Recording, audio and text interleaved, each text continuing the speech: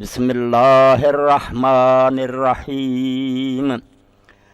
الحمد للہ فاطر السماوات والارض جاعل الملائکۃ رسلا اولی اجنحۃ مثنی وثلاث ورباع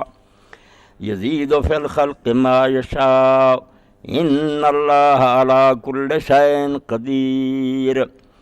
ما یفتح اللہ للناس من رحمت فلا ممسک لها وما یمسک فلا مرسل له من بعدہ وهو العزیز الحکیم یا ایھا الناس اذکروا نعمت اللہ علیکم هل من خالق غیر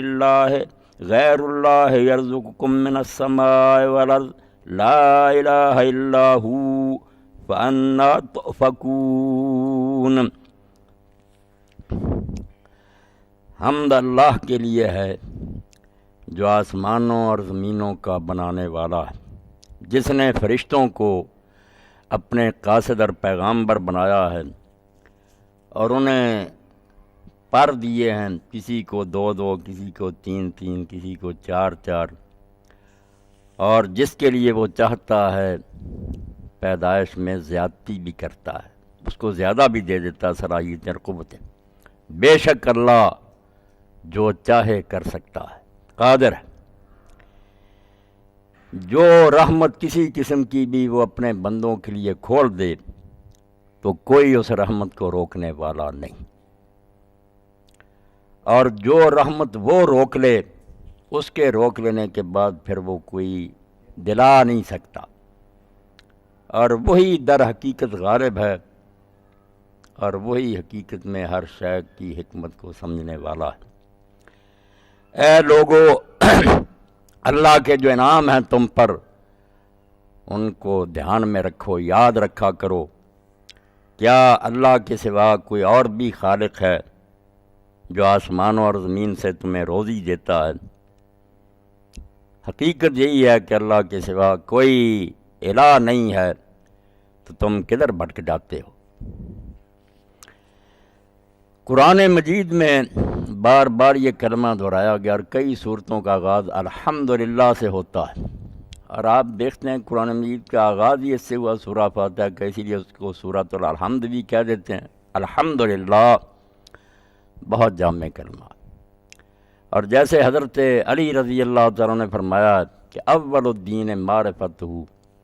دین کا پہلا سبق الف با اللہ کو پہچاننا ہے۔ آپ یقین جانیں دنیا جہان کے جو مذاہب ہیں، تہذیبیں ہیں، تمدن ہیں، ان کا مطالعہ کریں، اگر وہ درست ہیں تو اس کی وجہ یہ ہے کہ انہوں نے اللہ کو صحیح پہچانا ہے، اور جہاں بھی آپ کو گمراہی اور خرابی نظر آئے گی، جب اس کی جڑ تلاش کریں گے، پیچھے کو جائیں گے تو شجرہ جا کر ملے گا اس خرابی کے ساتھ کہ اللہ کو صحیح نہیں پہچان سکے، یا مان ہی نہیں رہے، یا مان رہے ہیں تو غلط مان رہے ہیں۔ اللہ کی معرفت میں، اللہ کے پہچاننے میں کوئی مغالطہ ہو گیا، اور اس لیے جس دانشور نے بھی یہ بات کہی ہے بالکل 100% صحیح ہے کہ اگر تم کسی قوم کا تہذیب و تمدن جو ہے مفصل مجھے بتا دو کہ کیسے کماتے ہیں، کھاتے ہیں، رہتے ہیں، زندگی کا نظام چلا رہے ہیں، میں تمہیں بتا دوں گا کہ ان کا اللہ ایسا ہے، وہ ایسے اللہ کو مان رہے ہیں۔ یا اللہ بتا دو کہ وہ اللہ کو اس طرح مانتے ہیں، میں سارا نقشہ بنا دوں گا کہ وہ عبادت اس طرح کریں گے، ان کا رہن سہن ایسا ہوگا، ان کی عدالتیں یہ کریں گی۔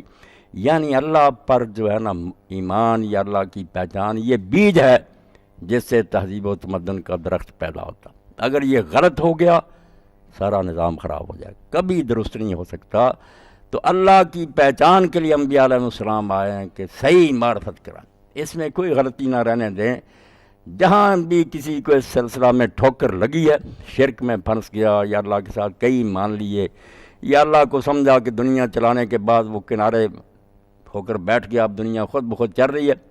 جیسے یہ بہت سے سیکولر لوگ جو ہیں یہ اللہ کو مانتے ہیں مگر یہی کہتے ہیں کہ فرسٹ کاز ہے، چلا دیا اس نے، چابی دے دی، اب کوئی دخل نہیں۔ اس لیے یہ معجزات کے منکر ہیں۔ سر سید کتنے بڑے اچھے آدمی تھے مسلمانوں کی بات، یہی ٹھوکر کھا گئے، نیچر ان پر غالب آ گئی کہ اللہ بھی اب دخل نہیں دیتا، اس نے جس طرح چلا دیا کارخانے چل رہا، اپنے آپ قوانین کے تحت کام ہو رہا، خدا کا ارادہ اور مرضی بھی کوئی نہیں۔ تو اللہ کو پہچاننے میں غلطی لگے گی، دین ہل جائے گا، ساری عمارت جو ہے ٹیڑھی ہو جائے گی۔ تو اللہ نے یہ بات کہی کہ الحمدللہ، یہ جملہ چھوٹا نہیں، آپ اس کو سمجھ لیں کہ انسان کے اندر ایک دل ہے، دماغ کہہ لیں اس کو، پہلے علم ہوتا ہے کہ اللہ کو کیسے ماننا، کیا تم اس کے بارے میں چیزیں مانتے ہو کہ اس میں یہ ہیں اور یہ نہیں ہیں۔ کسی شے کی بھی تعریف جو ہوتی، پڑھے لکھے لوگ ہیں، ڈیفینیشن تو ہم عربی زبان میں کہہ رہے ہیں وہ جامع معنی ہونی چاہیے، ایسی تعریف ہونی چاہیے کہ جو چیزیں اس میں ہیں ان میں سے کوئی رہ نہ جائے، ساری آ جائیں کہ اس میں یہ بھی ہے، یہ بھی ہے، یہ بھی، اور معنی جو اس میں نہیں ہے وہ بھی ساری آ جائیں کہ اس میں یہ نہیں ہوتا، یہ نہیں۔ پھر پتہ چلتا ہے کہ گھوڑا کیا ہے، انسان کسی چیز کی بھی تعریف ہوگی وہ اس حد کے لیے تعریف کے لیے لازم ہے کہ جو اس میں ہے اس میں سے کوئی چیز رہ نہ جائے، جو نہیں ہے وہ بھی ساری بتلا دی جائیں کہ یہ چیزیں جس میں ہوں گی وہ نہیں وہ ہوگا۔ تو اللہ تعالیٰ کے لیے کیا ماننا کیا نہیں ماننا، علم۔ دوسری بات پھر زبان سے اس کے بارے میں کیا اعتراف کرنا، تیسری بات پھر اس کے مطابق اپنی زندگی میں کیسے اپنے آپ کو ڈالنا۔ یہ تین کام ہیں جو انسان کسی چیز کے بارے میں اگر اختیار کرے تو پھر کہیں گے کہ اس کو صحیح علم ہے اور اس علم پر اس نے عمل کیا۔ اب الحمدللہ کو آپ دیکھ لیں، الحمدللہ میں ایک سٹیج تو علم کی ہے کہ ہم اللہ کو کیسے مانیں، حمد، تعریف، ہر وہ چیز جو خوبی کی ہے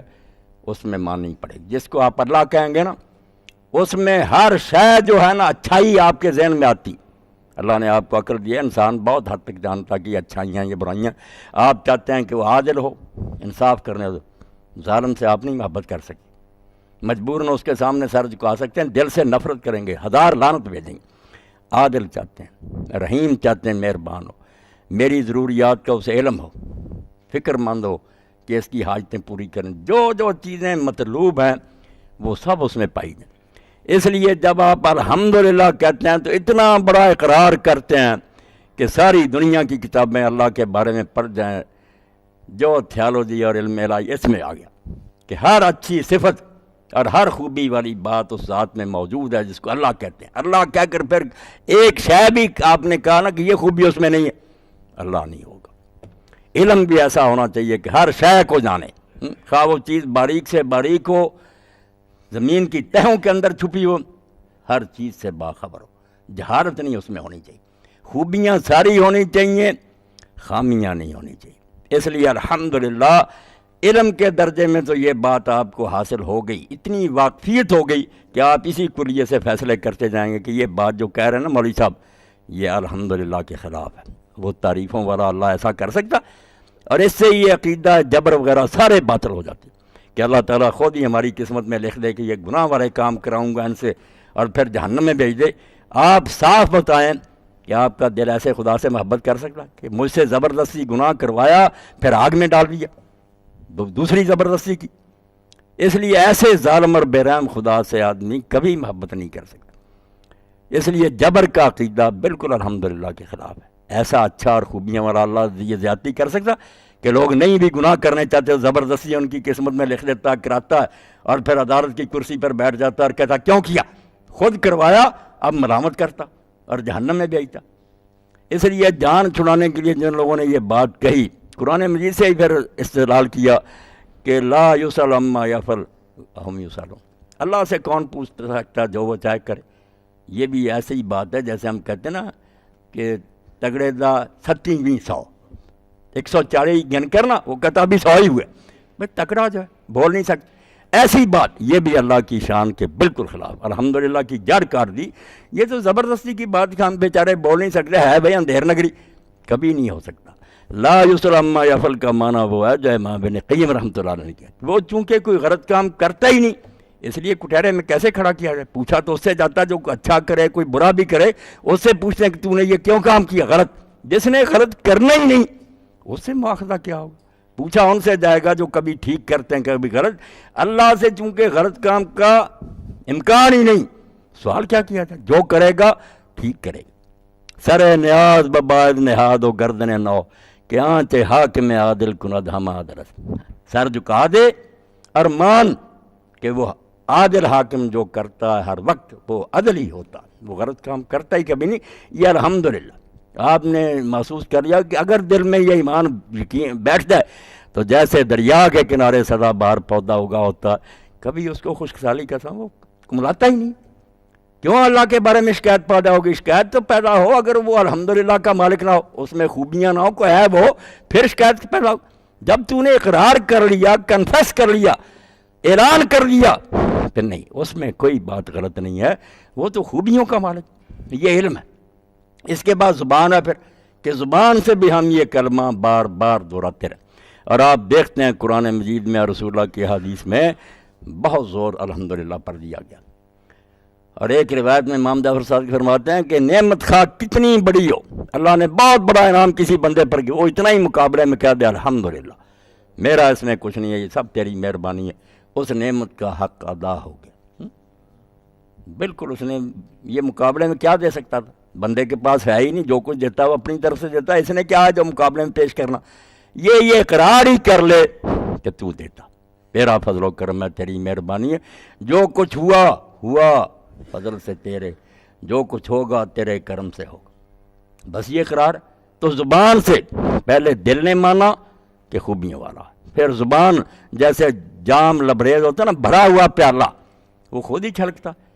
سکھانے کی ضرورت نہیں پڑتی کہ الحمدللہ کہو، نہیں، وہ سواری پر بیٹھا، اس نے کہا میرے لیے اسکوٹر گھر سے نکلتے ہی تیار کھڑا، یہ کار کھڑی ہے، یہ گھوڑا ہے، کٹھی اس پر ڈالی ہے، یہ سارے کچھ نے سبحان اللہ ذی سخر لنا ھذا وما کنا لہ، ہمارے بس میں تھا کہ یہ گھوڑے پیدا کر رہے تھے، یہ اونٹ، یہ سارے اس نے اپنی مہربانی سے بنا دیے کہ بیچارے نے دور دراز کے سفر کرنے ہیں، سواریاں کھڑی ہیں، ہر پیالہ پانی کا آ گیا۔ اس نے کہا اگر یہ پانی کا اللہ تعالیٰ دو گیسیں نہ ملاتا زہریلی، اور یہ زندگی بخش نہ ہوتا یہ مائع، کس طرح زندہ رہ سکتا؟ روزے کی عالم میں تھوڑی دیر امتحان ہوتا، جان پر بن جاتی، تو یہ ساری نعمتیں خود بخود پھر بھرے ہوئے جام کی طرح چھلکتا۔ الحمدللہ الحمدللہ وہ بار بار یہ کہتا۔ اور پھر جو ہے شکر، ہم کا ایک معنی شکر بھی ہے کہ پھر ان نعمتوں کی قدر کرو جو اس نے دی ہیں، صرف یہ نہ بات رہ جائے کہ وہ خوبیوں والا ہے، باقی سارے اس کے نام ہیں، بعد میں اپنی مرضی سے اس کو برتو، یہ بھی اس خدا کی ناشکری اور اس کے ساتھ بغاوت ہوگی کہ چیزیں اس نے دی ہیں، تمہارا اس میں ایک ذرہ بھی نہیں ہے، مگر تم اس کی مرضی کے خلاف استعمال کر۔ یہی بات جب حضرت معاویہ رضی اللہ تعالیٰ نے لکھا ام المومنین عائشہ رضی اللہ تعالیٰ عنہ کو کوئی نصیحت کریں جو چھوٹی سی، تو فرمایا معاویہ کم از کم اللہ کی نعمتوں کا حق یہ ہے کہ اس کو اس کی نافرمانی میں تو صرف نہ کیا جائے، اگر ان سے اچھے کام نہیں کر سکتے، اس کی دی ہوئی چیز اس کے خلاف، اس کے دشمن شیطان کو خوش کرنے کے لیے برتی جائے، اس سے بڑا ظلم بھی کو ہو سکتا۔ اور اسلائی صاحب مرحوم نے بڑی پیاری مثال دی کہ کوئی شخص رحم کھا کر اپنے دوست کو پسٹل دیتا کہ بھائی کوئی دشمن آیا تو اپنا بچاؤ کر لینا، وہ حرامی خبیث نمک حرام رات کو اٹھتا جا کر اس کے بچے دینے والے کو جو مار دیتا اس پسٹل سے، اس سے بڑھ کر کوئی نمک حرام نہیں ہو سکتی کہ جو حفاظت کے لیے آرہ دیا تھا اس کے بچے مار دیے، یعنی اللہ کی دی ہوئی چیز اس کے ہی خلاف، اس کی دین کی جڑیں کاٹنے کے لیے استعمال کی، اس سے بڑی زیادتی کوئی نہیں ہو سکتی۔ اسی لیے شکر النعم اجتناب المحارم، الحمدللہ جو جب کہتے ہیں نا کہ نہیں اللہ، جب ہم نے مانا کہ سب کچھ تیری طرف سے اور تیرا ہے، تو ہم اس کو برتیں گے بھی اس طرح جس طرح تو خوش ہوگا، ذرا نہیں ان میں سے کسی چیز۔ تو نعمتوں کا شکر ہے کہ حرام چیزوں سے پھر پرہیز کیا جائے، زبان ملی ہے کبھی غلط استعمال نہ کریں، اس کے ذریعے دین کو پھیلائیں، لوگوں کو نیک مشورے دیں، صحیح بات کریں، عدالت میں جھوٹ نہ بولیں، گواہی جھوٹی نہ دیں، کبھی بددیانتی نہ کریں، نہ کسی کی غیبت کریں، جو نعمت ملی ہے اس کو اچھے مصرف میں استعمال کریں۔ اب آپ دیکھ لیں کہ الحمدللہ جو دین میں اتنا آسان کرما کہ بار بار دہرایا گیا، اس میں کتنے دفتر بھر دیے کہ پہلے اپنے علم کو صاف کر لو، بالکل اس میں جتنی ملاوٹ ہوئی نا تطہیر کرو، ذہنی تطہیر، دماغ میں سے ساری وہ چیزیں چھانٹ کر باہر نکال دو جس کا آخری نتیجہ اللہ تعالیٰ پر عیب نکلتا ہے، وہ مسئلہ جس کا آخری انجام یہ کہ تمہارا دل گواہی دیتا ہے کہ یہ تو اللہ تعالیٰ میں یار خرابی کی بات نکلائی، نہیں وہ غلط ہوگا، اللہ میں غلط بات ہو ہی نہیں سکتی، اس میں کوئی خرابی کی ہوتی، الحمدللہ کمالات کا مجموعہ ہے، خوبیاں ہی خوبیاں۔ اور دوسری بات پھر زبان سے بھی اس کی تعریفیں کرتے رہو، ثنا، دوسرا معنی حمد کا ثنا، تعریف کرو، اور تیسرا معنی شکر کہ پھر اللہ کی دی ہوئی نعمتیں اسی طرح برتو جس طرح وہ پسند کرتا، اس کی رضا کے مطابق کرو۔ تو یہی بات اللہ تعالیٰ نے کئی صورتوں کے آغاز میں کہی، یہاں بھی کہی کہ الحمدللہ اللہ یہ اس لائق ہے کہ آدمی اس کے کمالات کا اعتراف کرے زبان سے اس کی ثنا کرے